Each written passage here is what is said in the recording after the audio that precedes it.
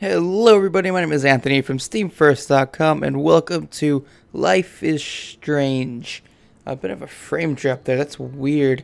Anyway, this is a new game that I picked up last week for my 24-hour Valentine's Day love stream.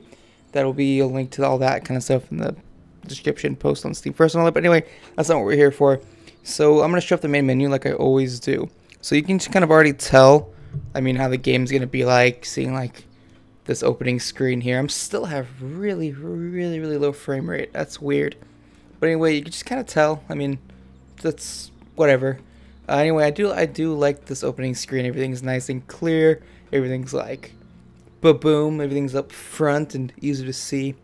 There's one more screen if you go back that shows all your save games. I'm not going to go back to that though because the music's really loud when I go to that screen, so it hurts my earphones. But anyway, yes, we have play episodes, choices, help and options, Square Enix account, downloadable content, and exit game. So obviously play episodes brings you to the episode screen. Boom, I haven't bought these yet. I'm probably going to at some point or not. Choices shows the choices you made. Yeah, so I don't know if this gives away like anything or not, but yeah. Then help and options, so you have settings, credits, how to play. The settings is nice. It has its own little sub menu thing. So you click settings, brings you to this page where you can adjust your video, audio settings, and controls. Video settings is nice. You can adjust your gamma, and to do that, brings you to this little page and it kind of tells you what to do. Just the gamma by clicking on the cursor until the first logo is completely visible. Make sure your monitor is probably set up before changing to the gamma. My monitor is not completely set up, but I will do it anyway. Boom, there we go. That's it. And then screen size, I should make mine as big as it'll go, I think.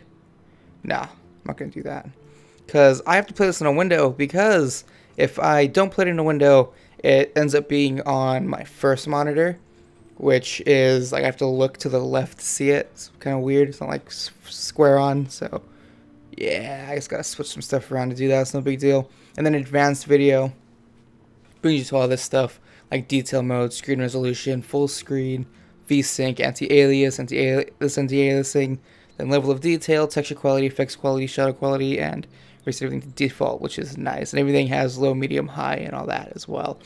And then yes, so if we go back, we can look at audio settings. Right here we have master volume, music, voices, SFX. Everything has its own little slider, and it even bulges out a bit when you hover over it, which is nice. And then, of course, subtitles on or off. Everything has a nice little animation thing too, which is always nice. And then controls, you could obviously rebind everything. You can invert X, Y axes. You can choose vibration, which I guess is what happens when you're using a controller. Mount sensitivity, edit keybinds, which are the keybinds on a nice little journal entry page. All these are rebindable, which is cool. Primary and secondary keys. And then obviously reset everything to default. So that is that. And then Square Enix account, I don't have one, so I'm not going to click that. Same with DLC. And then exit game, you guys know what that does. So I will see you guys in the gameplay. That's pretty much it for this. I'll wrap it up here. And I'll see you guys in a second. Goodbye.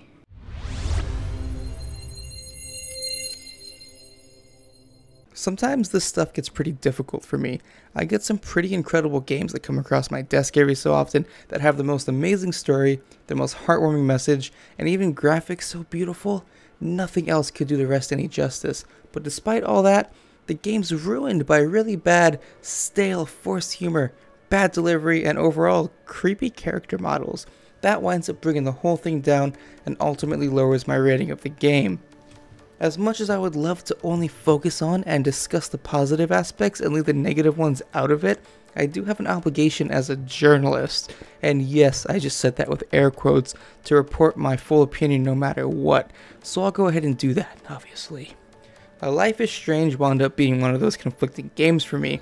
I recently played it after seeing one of my favorite live streamers showcase it last week. As you guys know by now, by some of my previous videos, I'm a sucker for story-driven games, especially ones that play like interactive movies.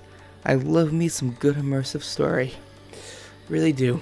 Anyways, this one is no exception. In Life is Strange, you play as Max Caufield, a high school senior who winds up back in her hometown for some prestigious photography school program thing, who discovers she has the power to rewind time.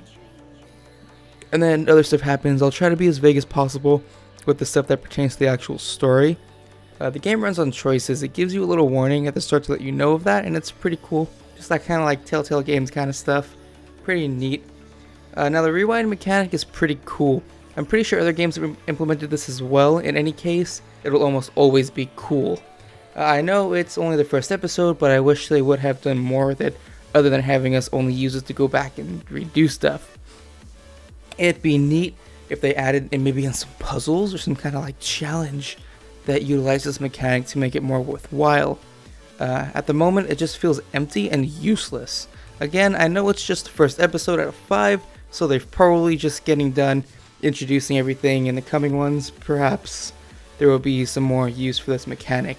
Maybe we can only hope, am I right? The graphics are nice, and the overall art style is just warm and gives a really comforting and welcoming atmosphere. The only thing that kind of bummed me out was the character models. They remind me of basically highly rendered HD versions of the ones from the PC version of Bully Scholarship Edition.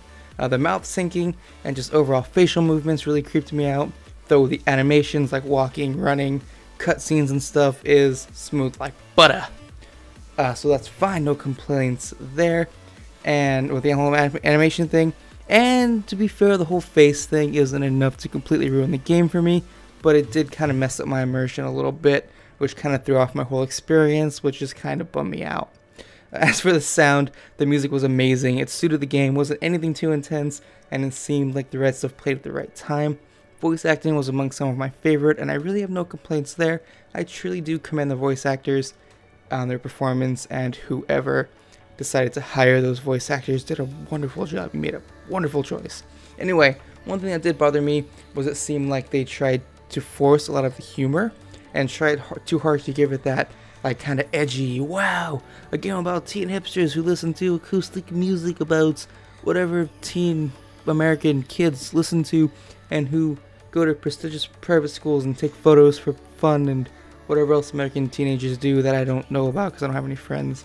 Which feels kind of, I don't know, just weird. It kind of ruined it for me. It just felt too forced, like they were just trying too hard with it. I can't really explain it. It was just weird for me. And that is my biggest issue with this game. Everything else is forgivable and excusable, maybe except for misusing the rewind mechanic. I do kind of wish it wasn't so empty, but that's fine. I felt the same way about this in Gone Home with the whole forced, like, edgy teenness, but it's whatever. Overall, I'm happy with the game as a whole. It will be released in episodes. Right now, only the first one is out. I do hope they try to fix some of the stuff in the coming episodes. If not, who cares? I already paid for it. Anyway, yeah. I'd recommend this game to anyone. Maybe not kids, because there's a lot of swearing, some drug use, a little bit of violence, and I think mention of drugs and alcohol and stuff.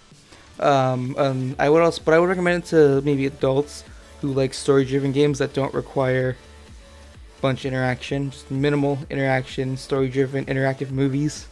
And maybe parents who are okay with their kids playing games full of drug use and swearing and violence and implied drug use and alcohol use. I mean, my mom let me when I was a kid, and I turned out just fine, so you never know. Anyway, thank you guys for watching this video. My name is Anthony from SteamFirst.com. Be sure to check out SteamFirst.com for the best news, reviews, videos, and content revolving on all things Valve and Steam. I will see you guys in the next video. Yeah.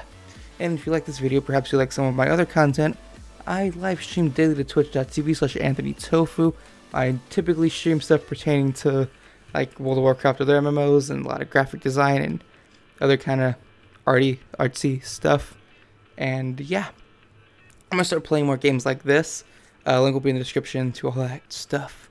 And I'll see you guys in the next video. Thanks for watching this one. Goodbye.